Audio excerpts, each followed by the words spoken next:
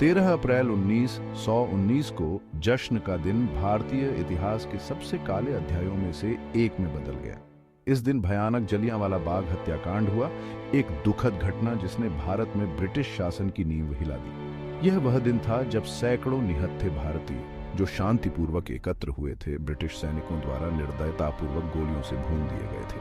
इस घटना ने भारत के राष्ट्रीय मानस को गहराई से झकझोर दिया और देश के स्वतंत्रता संग्राम में एक महत्वपूर्ण मोड़ बन गया। यह नरसंहार अमृतसर, पंजाब में जलियांवाला बाग नामक एक सार्वजनिक बगीचे में हुआ था।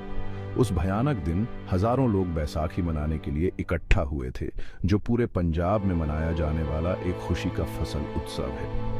उन्हें क्या पता था कि उत्सव का यह दिन जल्द ही अकल्पनीय आतंक के दिन में बदल जाएगा। जलियांवाला बाग हत्याकांड उत्पीड़न की मानवीय कीमत और स्वतंत्रता सेनानियों की अटूट भावना की एक कठोर याद दिलाता है। पंजाब का माहौल तनावपूर्ण था। ब्रिटिश सरकार ने नागरिक स्वतंत्रता को कम करते हुए रॉलेट एक्ट लागू किया था। भारतीयों ने इस अधिनियम को अपने अधिकारों पर सीधा हमला माना। अमृतसर को केंद्र बिंदु मानकर व्यापक विरोध प्रदर्शन हुए।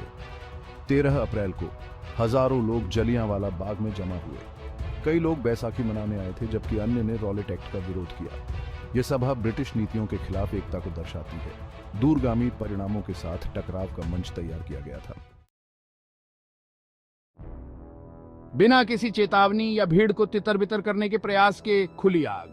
जैसे ही जलियांवाला बाग में शांतिपूर्ण सभा जारी रही, अमृतसर के सैन्य commander brigadier general Reginald Dyer सशस्त्र सैनिकों के एक दल के साथ घटनास्थल पर पहुंचे।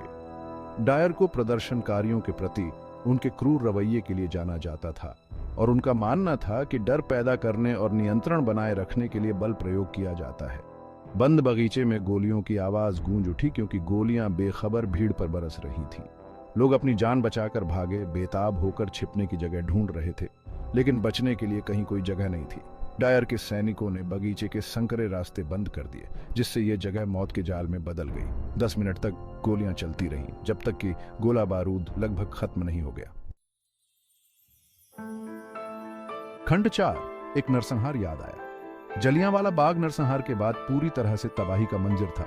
सैकड़ों बेजान शरीर बगीचे में इधर उधर बिखरे पड़े थे।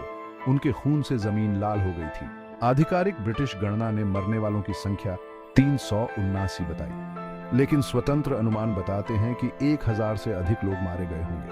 हजारों लोग घायल हुए, कई तो जिंदगी भर के लिए घायल हो गए। नरसंहार ने पूरे भारत और दुनिया में सदमे की लहरें भेज दी।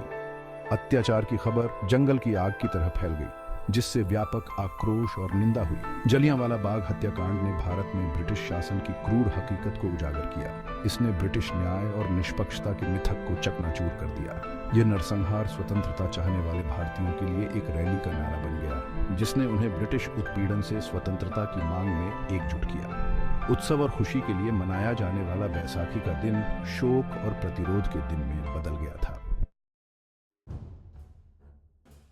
खंड 5, चेतना में बदलाव। जलियांवाला बाग हत्याकांड ने भारतीय स्वतंत्रता आंदोलन में एक महत्वपूर्ण मोड़ ला दिया।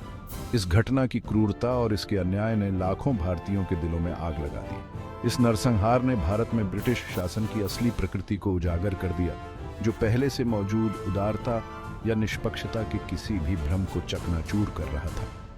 इस घटना ने भारतीयों की एक पीढ़ी को कट्टरपंथी बना दिया, जिससे उन्हें ब्रिटिश शासन के खिलाफ सक्रिय प्रतिरोध के रास्ते पर धकेल दिया गया। मेरे जैसे नेता, जिन्होंने शुरू में अधिक उदार दृष्टिकोण की वकालत की थी, नरसंहार से बहुत प्रभावित हुए। इस घटना ने पूर्ण स्वतंत्रता के लिए लड़ने के हमारे संकल्प को मजबूत किया।